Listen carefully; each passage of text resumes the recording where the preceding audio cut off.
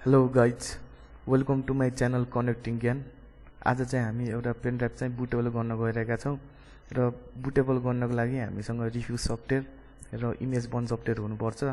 अनि त्यसपछि चाहिँ तपाईँसँग चाहिँ इन्टरनेट सोर्सेसबाट चाहिँ आइएसओ फाइल डाउनलोड गर्नुभएको छ भने अब इमेजबर्न नगरे पनि हुन्छ त्यो उस डिस्कबाट। नत्र भए चाहिँ हामीले चाहिँ कुनै डिस्कबाट गर्ने हो भने विन्डो 7 विन्डो 8 को क्यासेटबाट गर्ने हो भने इमेजबर्न चाहिँ चाहिन्छ। Let's start the video. पहिले सुरु म इमेजबर्नबाट चाहिँ आइएसओ फाइल बनाउँछु।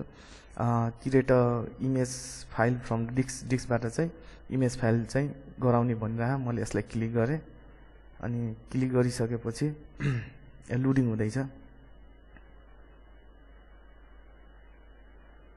अनि त्यसपछि चाहिँ यसको सबै ठिक छ हैन। अनि त्यसपछि डेस्टिनेसन अब तपाईले चाहिँ कहाँ राख्नुहुन्छ आइएसओ फाइल कहाँ राख्न चाहनुहुन्छ अब त्यहाँ चाहिँ अब डेस्टिनेसन गर्न मिल्छ। तर मैले चाहिँ यतिकै बनाउँछु, त्यो एउटा चाहिँ सेभ गरेर राखेको छु यही छ। अनि त्यसपछि चाहिँ मैले चाहिँ यो इमेजमा चाहिँ मैले क्लिक गरेँ। क्लिक गरिसकेपछि अब आइएसओ फाइल चाहिँ बन्न गइरहेको छ। अब यो चाहिँ अब एकैछिन टाइम लाग्छ 100% हुन।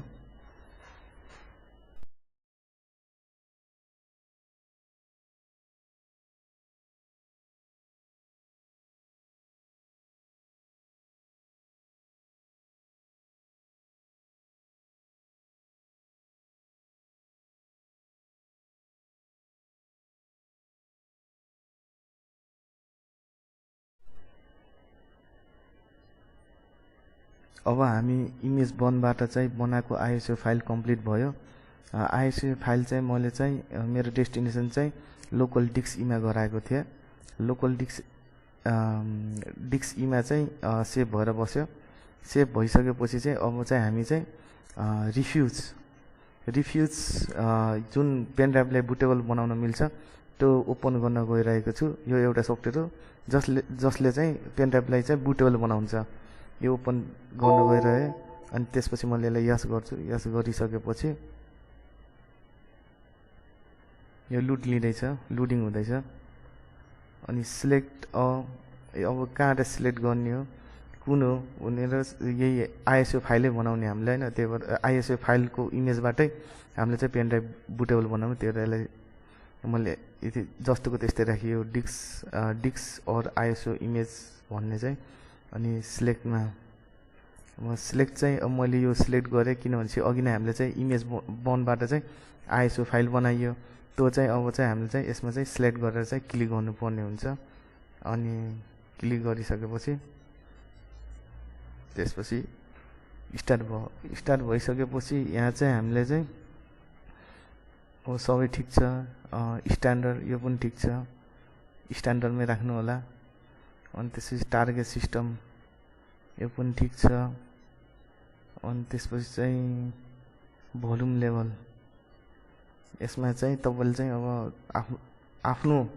आफू अनुसार अब जस्तो नाउँ पनि दिन सक्नुहुन्छ। मैले यो विन्डो 8.1 को चाहिँ आइएसओ फाइललाई चाहिँ फाइलबाट चाहिँ पेन ड्राइभलाई चाहिँ बुटेबल गराउन गइरहेको छु। त्यही भएर मैले विन्डो 8.1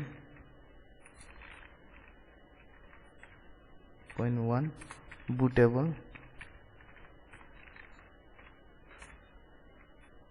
पेन ड्राइभ लेख्छु।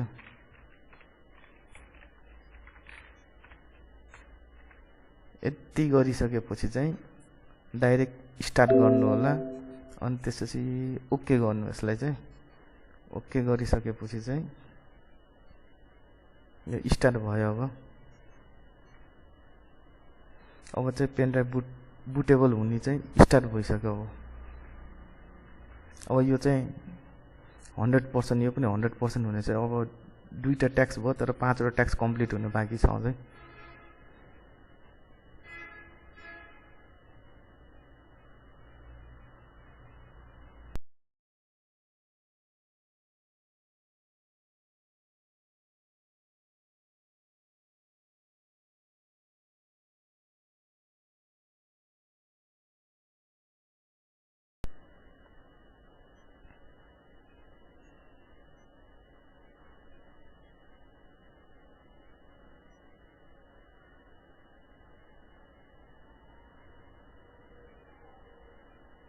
यो कपी आइएसओ फाइल पनि 100% हुन बाँकी छ अझै।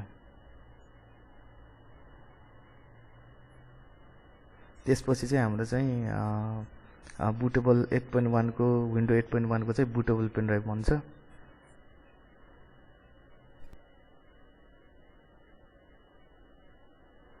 यो आइएसओ फाइल कपी हुन अझै टाइम लाग्छ पेनड्राइभ बुटेबल बनाउनको लागि।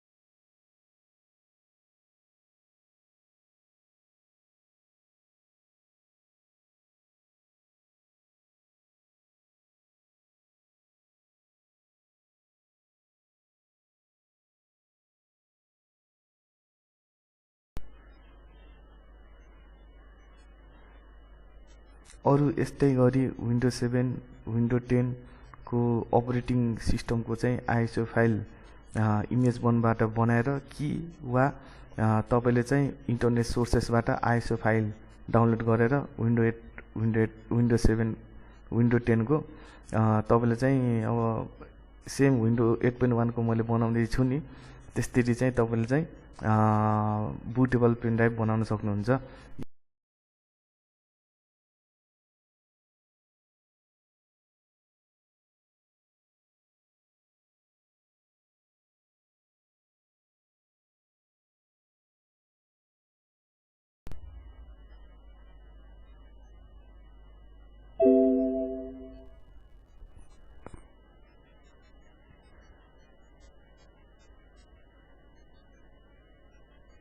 यसै गरी पेनड्राइभ बुटेबल चाहिँ कम्प्लिट भयो।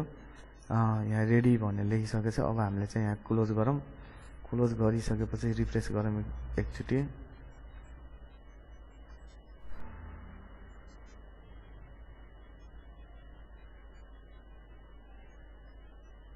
अब चाहिँ हामी रिफ्रेस गरौँ। रिफ्रेस गरिसकेपछि विन्डो 8.1 चाहिँ बुटेबल भएको नै भनेर यसरी चाहिँ थाहा हुन्छ, किनभने यसमा विन्डोजको साइन देखाएको छ। त्यही भएर चाहिँ यो चाहिँ विन्डो 8.1 चाहिँ बुटेबल भयो। यो साइन नदेखाएको भए चाहिँ यस्तो साइन देखाएको भए चाहिँ बुटेबल हुन्थेन।